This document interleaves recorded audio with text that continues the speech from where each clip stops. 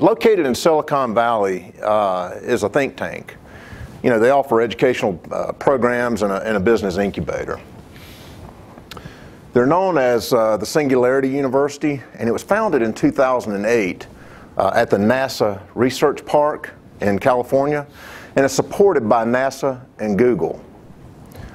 Singularity University holds what's called an Exponential Conference series throughout the year, offering unique vantage points upon what's called the exponentially accelerating technologies that are impacting industries such as finance, medicine, healthcare, education, manufacturing, and food. So as technologies continue to advance, they accelerate the progression of seemingly unrelated technologies, exploding what's possible at a pace that's difficult to fathom sometimes. This helps redefine what's possible today and in our rapidly approaching tomorrow. And it goes beyond just the effects of Moore's Law. People are familiar with Moore's Law? Okay. So the next generation of business leadership needs to be able to navigate these progressive changes, these disruptive events, even faster, more effectively than any time in the past.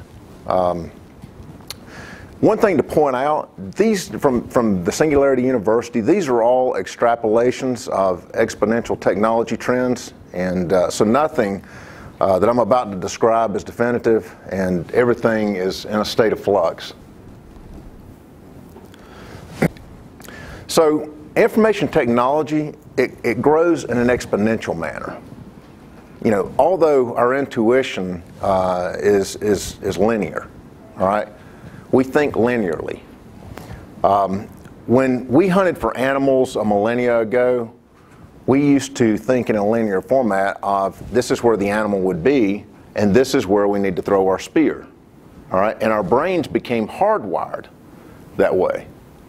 Well, however, the pace of exponential growth it better describes the path of information technology. So the difference between the two growth rates becomes huge after a short while. If you take 10 steps linearly, 1, 2, 3, 4, 5, you get to 10. But if you take 10 steps exponentially, 2, 4, 8, 16, then you get to 1,024. Okay? This is what describes the huge difference between linear growth versus exponential growth for IT technology. So let's just take a look at what some of these people are saying at some of these events. First of all, they're saying that more than half of all the jobs are going to disappear. Many business models that have been set up for success in the 20th century are going to fail.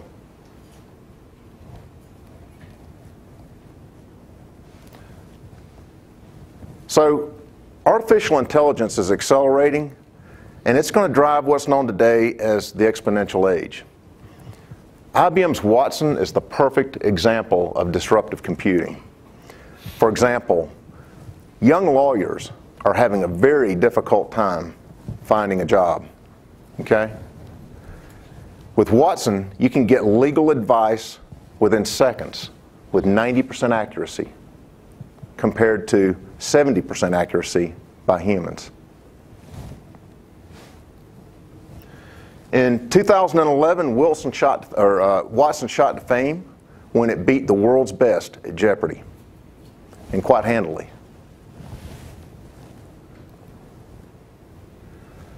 Facebook now has pattern recognition software that can recognize faces better than humans. It's predicted that before we reach the year 2030, artificial intelligence will exceed that of humans. So let's talk about how technology disrupts some of this traditional industry. Anyone here remember the story of Kodak? Okay. In 1888, George Eastman founded Kodak. 100 years later, in 1998, Kodak had 170,000 employees worldwide, and they produced 85% of the world's photo paper. So within just a few years, their model was disrupted, and their business actually went away. So what happened to Kodak is going to happen to a lot of different industries over the next 10 years. And a lot of people don't even see it coming. So, welcome to the new industrial revolution, or what we call the exponential age, where machines have the ability to think much faster. All right? So, let's see how, software, it's going to disrupt most traditional industries within the next 5 to 10 years. And such industries we're talking about here are automotive, manufacturing, agriculture, and education, just to name a few. 70 to 80% of the jobs will disappear in the next 20 years. There's going to be a lot of new jobs, but it's not clear if there's going to be enough new jobs in such a short period of time. So let's just take a look at a couple of examples of what's happened already. Uber. Uber's just a software tool. They don't own any cars, and they're now the biggest taxi company in the world.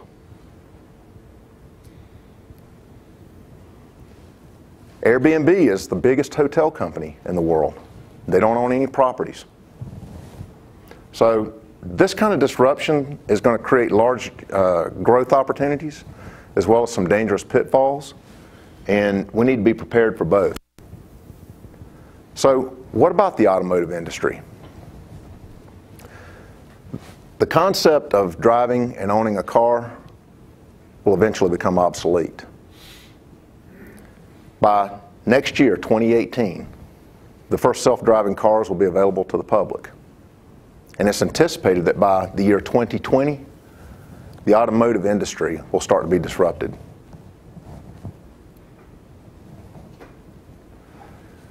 Between 2013 and the year 2015, Apple invested $5 billion in research and development of the autonomous vehicle.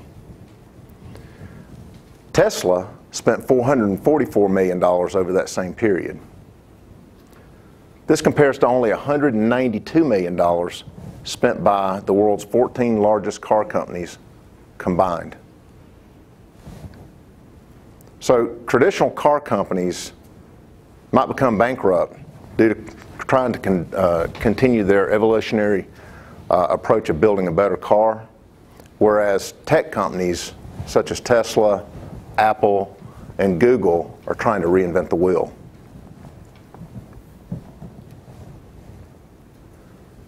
In fact, you may not want to own a car anymore. In the near future, you'll call a car with your phone. It'll show up at your location and drive you to your destination. You don't need to park it. You'll only pay for the driven distance, and you can be productive while you're driving. Some of our kids or grandkids will never get a driver's license or never own a car.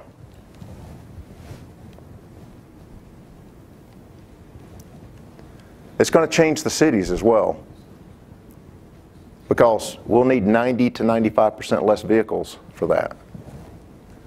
We can then transform all that parking space into parks.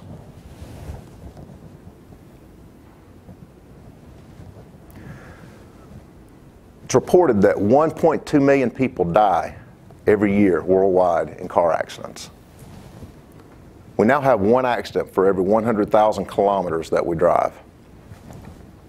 With autonomous driving, that number is going to drop to one accident for every 10 million kilometers. That'll save 1 million lives a year.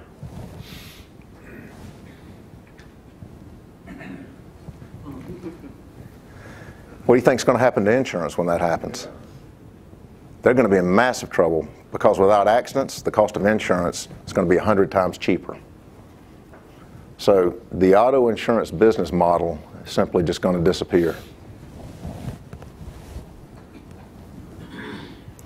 Real estate will also change, because if you can work while you're commuting, people will move further away and live in nicer neighborhoods.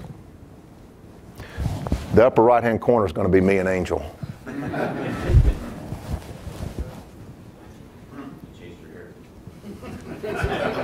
I got some hair. At the end of this year, new smartphones are going to have 3D scanning possibilities. You can then 3D scan your feet and print your perfect shoes at home. Spare airplane parts are already being 3D scanned and printed in remote locations. And it's making significant technological advances, increasing productivity as well as the cost of logistics. Even the space station has a 3D printer, which eliminates a lot of the spare parts that they have to keep on board.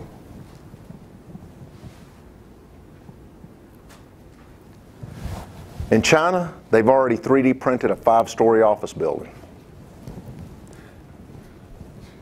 What do you think that's going to do to construction?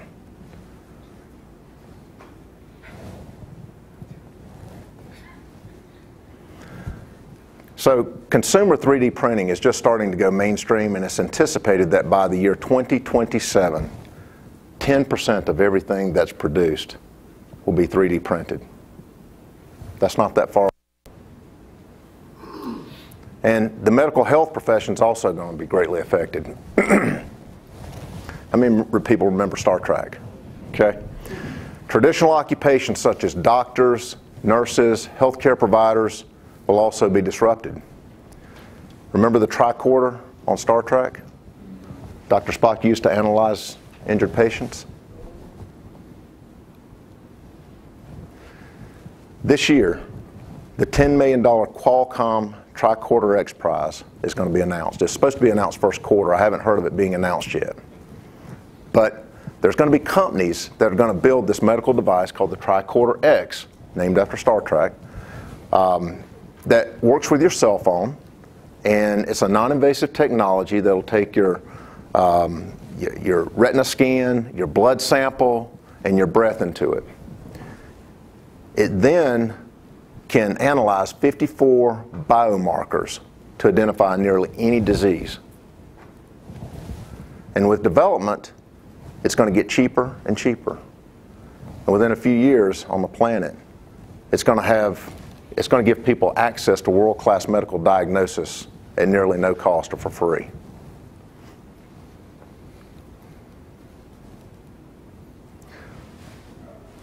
Electricity is going to become incredibly cheap and clean. So solar production has been on an exponential curve for 30 years now, but you can now only really see the impact. Last year, more solar energy was installed worldwide than, say, fossil fuel. Although Donald Trump may change that, I don't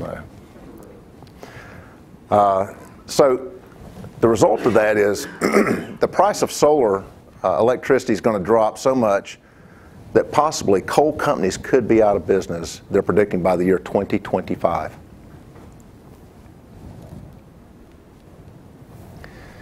And not even the humble farm is safe. Mike, you're seeing this transition already.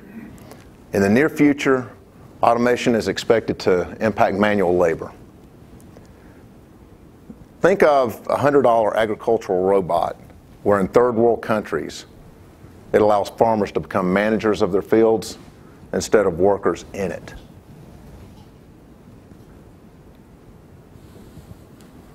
Aeroponics. That's the process for growing plants in an air or mist environment. They're going to need a whole lot less water.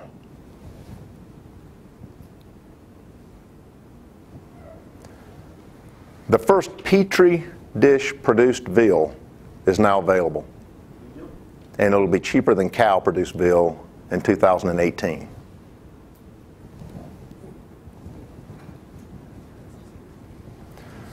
Right now, 30% of all agricultural surface is used for cattle.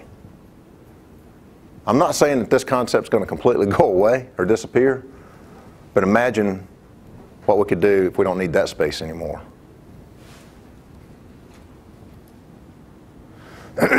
In fact, there are several startups right now working on bringing insect protein to the market very shortly. As you can see, it contains more protein and less fat than beef. It's going to be labeled as an alternative protein source because, let's face it, most people aren't adjusted to the idea of eating insects yet. Tastes like chicken.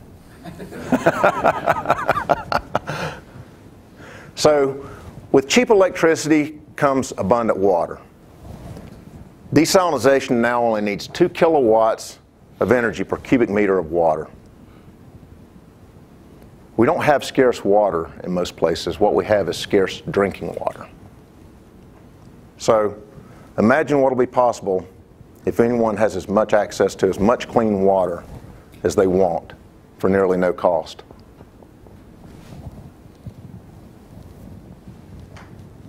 Right now, the average lifespan increases by 3 months per year. 4 years ago, the lifespan used to be 79 years old. Today, it's 80 years. The increase itself is increasing.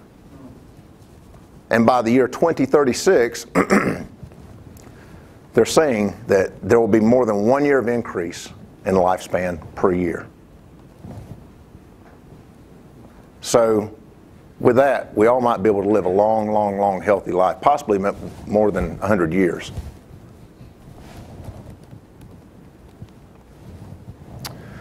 The cheapest smartphones are already $10 in Africa and Asia.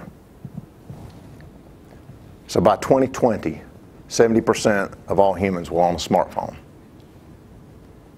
So that means everyone will have the same access to the world-class education that we get in first world countries today. And that means that a child in Africa could become fluent in English within a year.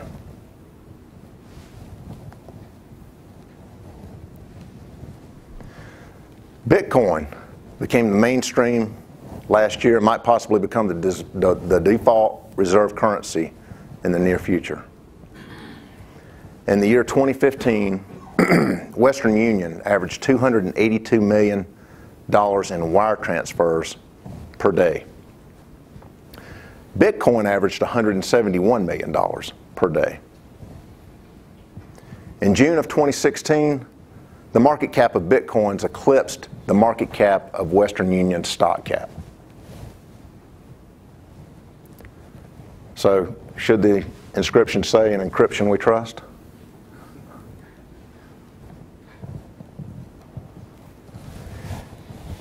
Any business designed for success in the 20th century is likely to fail in the 21st century. If you can think of a market that you want to enter, first ask yourself, in a future of automated intelligence, will we have that? If the answer is yes, you want to figure out a way to make it happen faster or quicker. If it doesn't work with your phone or your watch or your tablet, you probably should forget the idea.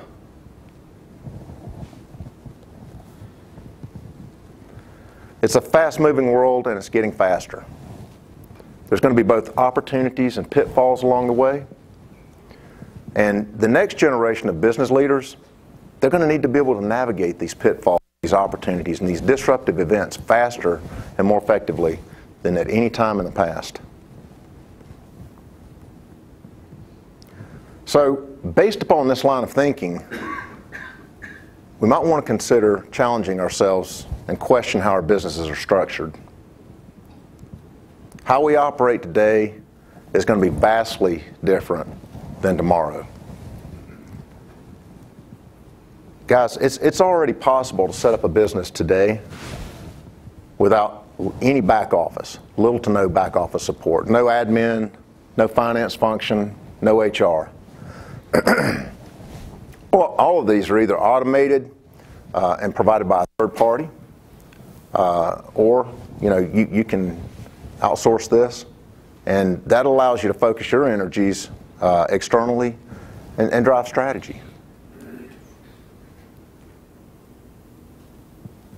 So companies that embrace this approach, they're realizing large efficiencies and gains.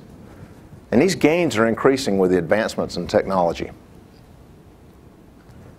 naturally, the P&L benefits of this approach are becoming significant also. Companies that fail to reinvent themselves are caught with legacy systems, processes, so forth, ultimately become a drain on profitability. So, once again, these are all extrapolations of the exponentially technology trends, and they're made by the Singularity University out in California. But the obvious idea here is that nothing's definitive and everything is in a state of change. Anyway, thank you for allowing me to share that with you. All right.